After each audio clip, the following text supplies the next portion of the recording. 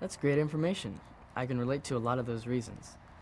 But there is one reason for failing that you didn't mention. And what's that? Being nervous. That probably affected me the most on my test. You're right, Kyle. You're right. Being nervous can affect your performance. In fact, that's probably a contributing factor for most of the reasons we've talked about. And you can't help getting nervous, but there are some things you can do to minimize it. Like what? There are 3 things. Practice, practice, Practice. practice. Yeah. The more experience you have driving, the more confident you'll be and the less nervous you'll feel. It also helps to come in a car that you've driven a lot and that you're comfortable with. And of course, you want to familiarize yourself with the area around the DMV before taking the test. You're right. I need to practice more. I guess I was in too much of a hurry to get my license. Most people are. And DMV wants you to get your license too. That's why we made this video. Well, I appreciate the help.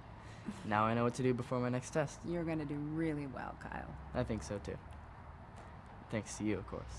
I'm glad I could help. You take care Sure thing. and drive safely. All right.